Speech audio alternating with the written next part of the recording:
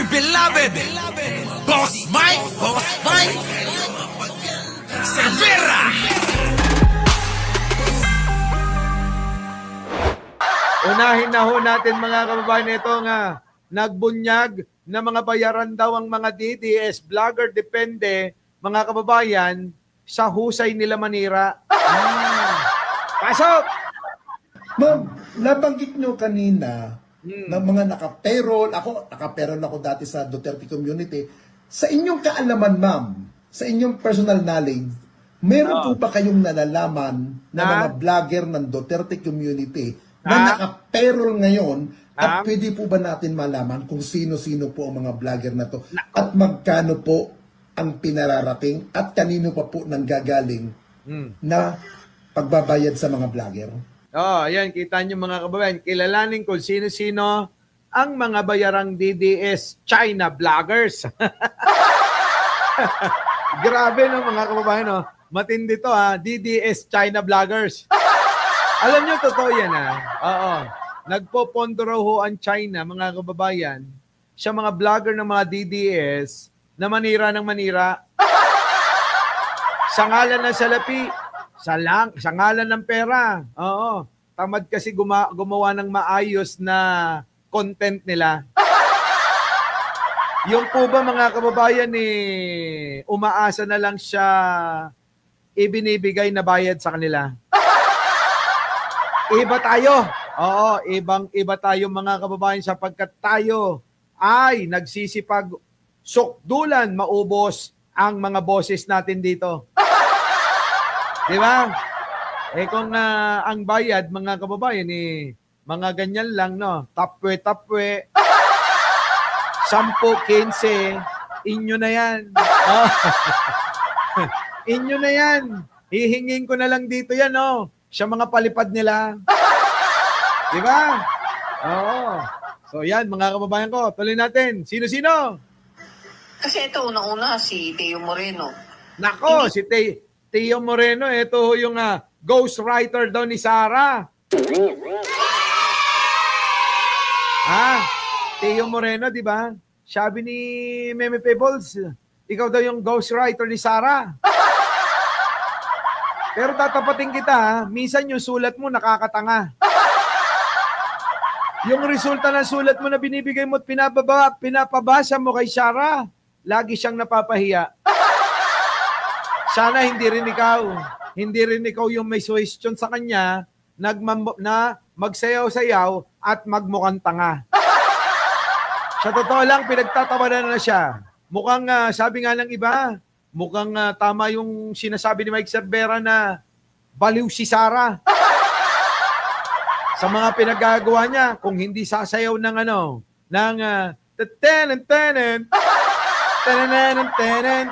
di ba? Anong mga pinagsasayaw? Yung ba magandang tignan siya isang vice-presidente? Di ba? Tuloy. Siya sa loob ng OVP pero naka-payroll siya sa OVP. Nako, wala siya sa OVP pero naka-payroll ka daw sa OVP. Ghostwriter nga daw. Yan, si Teo Moreno. Ghostwriter ni Sara. Kasi si Sara, bobo siya. Ganon, no? Kasi si Sara, umaasa lang sa talino ng iba. Ganon. Gets nyo na. Okay. Oo. Itong si Ka Eric Silis kasi mismo si Bing sa loob ng SMNI, binigyan siya ng 20 million na kondo and then alak ka! Ikaw daw, Celes. Oy, Celes. Ikaw ba yung kalbo? Ikaw ba yung bunganga ng bunganga? Kahit na nagmumukhang panutya? Ikaw nga. Ikaw nga yung tinutukoy ni ate dito. Binayaran ka raw ng 20 million pondo. Tapos iba pa yung per month mo. Sino ba naman ang magtatrabaho pa, di ba? Kaya nga yung kalbo na yan, walang trabahong iba. Talaga, Boss Mike? Oo, anong tinatrabaho niyan? Wala. Magpalaki ng tiyan at magpakapanot. Kaya nga kapag ka tinutok siyan oo, magsumbong ka pa sa tatay mong malaki, tiyan, panot. Di ba? Oo, yung pala mga kababayan, sila pala itong binabayaran. Tapos pilit nilang binibintang sa mga kampo ni Pangulong Bongbong. Malalaki po yung kinikita namin sa YouTube Di ba? Oo. Kasi hindi kami fake news. Tapos ginagawa nyo kami ng fake news. Gumagawa kayo ng samut-saring conversation. Para lang, sirain kami na sabihin nyo, bayaran kami. Ang mga bayaran, yung mga umaamin na bayaran sila. Di ba? Di ba, Jojo Chavez, yung auntie mo, mukhang umamin na. Di ba? Yun. Kapag ka umamin ka, nabayaran ka, yun, bayaran ka. Di ba? Ito na. 1 million allowance a month. 1 million, sarap naman ang buhay na yan, mga kababayan. Kung ganyan lang din naman, di ba? Di ba? Ano pa nga hanapin ni Malaki Tiyan Panot? Di ba? Ano pa ang hahanapin ni Malaki Tiyan Panot? 1 milyon, 1 buwan? Lintik na yan, mga kababayan. Wala na akong gagawin kundi, pupunta na lang sa rally, magdadala ng mikropono, sisigaw ako. Bayani si Kibuloy! Bayani si Digong! Ganon. 1 milyon babayad Sige nga, 1 milyon ang bayad Hindi mo pa ba gagawin yun? Biruin mo, may pondo ka, 20 million. Binigay sa'yo 20 million. Pwede ka nang bumili ng magarang sasakyan na isa. Pwede ka na rin bumili ng isang magarang condominium pa. Buhay na buhay ka na. Meron ka ng pondo na pambayad pa sa mga, kumuha ka ng bodyguard mo. Sarap buhay nun. Ganon, Kun, Imi, shoutout po sa ating mga moderator. Nandiyan si Alicia Duran, Jem Magarais, Adictus Rex, at si Pachuchay, si Jojo Chavez. Sa inyo pong lahat, pakibati ang ating mga bisita, mga suki, tulad ni Maria Pepalisyok, Susana Gander, at si Maring Jewel. So itong sila, Crescent, magkano? Nalagi dito sa Davao. Hindi ko lang talaga actually alam, pero I know na ito yung may nagsumbong sa akin na it is worth 100,000. Hala ka, kaya naman pala. Kita nyo, mga kababayan, bayaran sa kanila. 100,000. Yan sila Crescent daw, di umano. Dali. Dali. Dali. May tawag ako.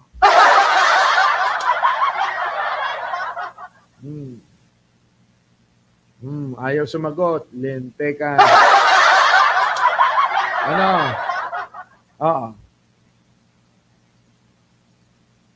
Binigay mo na yung requirements na iba. Yung requirements na iba. Binigay mo para makakuha. Tama? Okay? Hanapin na lang si Ace Cam. Ha? Okay. Si Boss Ace Cam. Ha? Sige. So, yun. Monthly.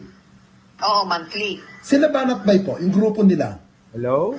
Yan, talagang bayad talaga Opo. yan. Kumbaga, bayad sa SMNI. Nandiyan na po kayo? Bayad kay Kulong. Sige, wait lang bayad po. sa OVP. Oo. Pero ma'am, sa ngayon ma'am, ilan po, saan po nanggagaling yung mga pera na yan? Panoorin nyo muna ng buo ito, mga kababayan, Tapos mama, bigyan natin ng reaksyon. Dumating lang ho yung aking epektos. Sige na, ito na. Pasok. Busy rin ako. Ma'am, nabanggit nyo kanina ng mga naka-payroll. Naka-payroll ako dati sa Duterte Community. Sa inyong kaalaman, ma'am, sa inyong personal knowledge, meron po ba kayong nalalaman na mga vlogger ng Duterte Community na naka-payroll ngayon at pwede po ba natin malaman kung sino-sino po ang mga vlogger na to at magkano po ang pinararating at kanino pa po nanggagaling na pagbabayad sa mga vlogger? Kasi ito, una-una, si Teo Moreno. hindi siya sa loob ng OVP pero naka-payroll siya sa OVP. Okay. Oo. Itong si Ka Eric Silis kasi mismo si Bing sa loob ng SMNI, binigyan siya ng 20 million na kondo and then a 1 million allowance a month. Okay. Oo, so itong sila Crescent, no? Na laging dito sa Davao. Hindi ko lang talaga actually alam, pero I know na ito yung may nagsumbong sa akin na it is worth 100,000. Oh, monthly. Oo, monthly. Sila Banat Bay po, yung grupo nila. Yan, talagang bayad talaga yan. Oo. Kumbaga, bayad sa SMNI, bayad kay Pulong, bayad sa OVP. Oo. Pero ma'am, sa ngayon ma'am, ilan po, saan po nanggagaling yung mga pera na yan, ng mga personalidad sa inyong abot na kaalaman? Una-una kasi ito sila, nag-seminar to sila sa China eh. Oo. Lalo na itong mga, ang ano nila ngayon, merong class A, class B, class C. Opo. Merong mga trolls na nahawak si Loren Badoy. Okay. Oo, na class C. Yung class C, ano po yung ibig sabihin ng class C na hawak ni Badoy? Yung parang hindi katulad na yung mga katulad nila Tio Moreno, hindi katulad sa kanila na talagang so Ibig sabihin po pag class A ka, Tio Moreno. mga Tio Moreno. Oo. Banat Bay. Oo. Okay. Yung mga class A, yan yung datingan ng mga vlogger, ng mga bobo, ng mga tatanga-tanga. Mga tanga-tanga. Kaya pala may pinapagalitan si Badoy ng mga bobo. Grabe naman mga kababayan to mga ito. May mga class A, class B, class C. Ibang klase ito ha. Mga kababayan, yung class A nila parang si Banat Bay. Yun na yun? Class A na yun? Si Banat Bay, mga kababayan ko? Wala stick na matindi, class A siya paninira, oo. Diba? Grabe ang tindi nito. Tapos yung mga ibang DDS daw, mga tai-tai lang kayo. Yung mga ibang DDS, may discrimination. Hindi ba pwedeng pantay-pantay yung mga DDS? Meron talagang discrimination. Alam nyo na ngayon. Kung kayo yung mga DDS lang na mga tatay-tae, yung mga vlogger-vloggeran daw, wala, hindi daw kayo magiging kaparehas nila. Dali, may tumatawag na naman. Hello.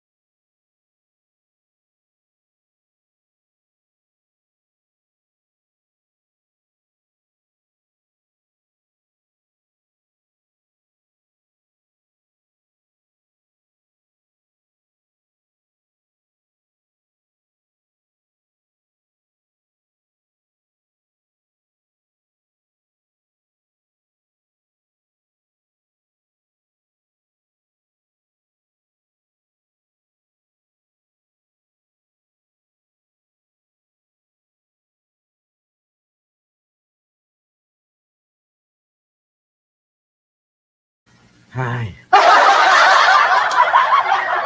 Grabe problema talaga lagi. Ito na. Tio Moreno. Mga Tio Moreno. Banat Bay. Oo. Okay. Yung mga class A, yan yung datingan ng mga vlogger, ng mga bobo, ng mga tatanga-tanga. Uy, kala mo, yung mga bobo, tatanga-tanga na sinasabi nyo, may market yun, Hindi nyo ba napansin? Mas marami pang nanonood sa mga bobo, tatanga-tangang mga vlogger ng DDS. Bakit? Yun talaga yung market nila Oo. Yung bang ang utak, mga kababayan, hanggang dun lang . Di ba? Ganun yun. Kaya wag na kayong magtaka kung bakit yung Tio Moreno walang views yun eh. Di ba? Walang views yun. Si Banat Bay naman, kakatira kung kani-kanino yun. Oh, di ba? Oh, si Attorney Empoy. Di ba? Wala namang ginawa, magbida-bida eh. Oh. Di ba? Yun. Puro mga ganun lang. Yung iba naman doon, yung mga babaitan na mga hindi naliligo, sasabihin ko pa ba? Basta ang pinaka may market sa kanila, mga sinabi ni Ninyo ng mga bobo tatanga-tanga ng mga vlogger ng DDS. Yung mga kinainisan nyo. Kaya pala may pinapagalitan si Badoy na mga bobo kayo, mga mangmang. Yun pala ang hawak ni Badoy. Ang usapan kasi dyan is 50,000 ngayon is ang nabalita ko nga. Kasi meron isa dito na vlogger na umalis na rin sa kanila eh. Ala ka, umalis na kasi kulang na daw yung bayad sa kanila. Yung ibang mga vlogger daw, mga kababayan, oo, 50,000 ang bayad. Ang lalaki ng bayad sa kanila, kaya pala nung nakita nila yung isang screenshot na pinapakalat din nila. Oo, ang baba daw masyado. Kasi nga daw, ang hinihingi nila mga kababayan, limpak na salapi. Siguro, mga kababayan, magkano kaya ibabayad sa akin nila kung nandoon ako? Hindi naman ako papayag na mas malaki yung ibabayad. Nino, ni dali nga. Oh, tawag ng tawag to. Hello po? Oo. Opo. Oh.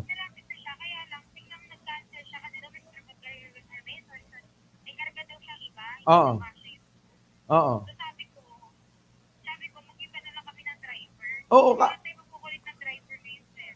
oo, kasya ba yan kasi sa saan yan? Oo. Baka kaya yan dun sa may 6-seater, may isakay, 6-seater. Oo, yung Innova, ganun, kasi marami. Oo. Oo nga. Ay, kanina pa ako nag-aantay, kala ko naman, nandito na.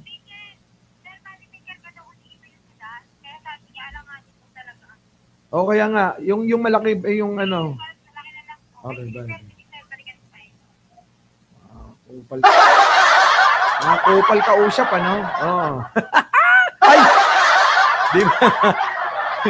Sorry naman, no? Binabaan daw sila to 20 o 15. Tapos yung ang rason nila, paano kung ikulong kami, ma'am? Paano kung inaw kami? Edi good luck. Sabi ko, edi good luck sa inyo.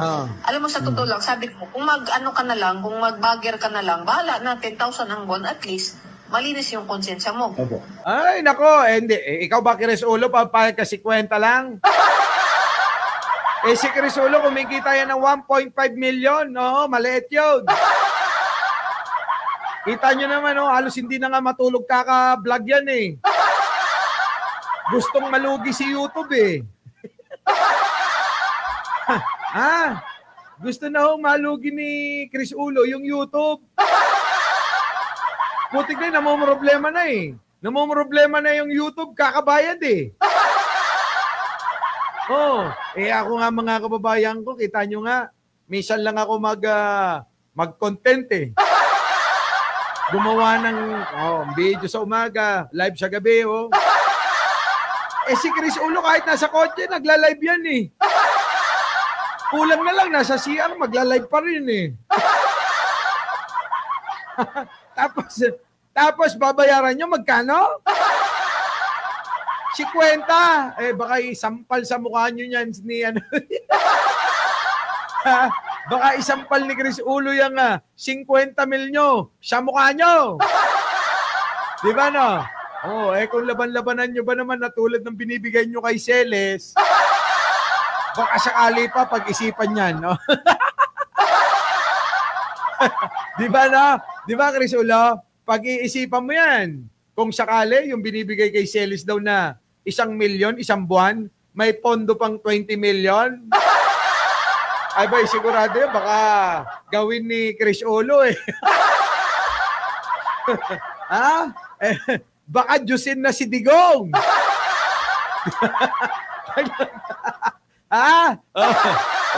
Lang niya 50 lang. Isang kain lang.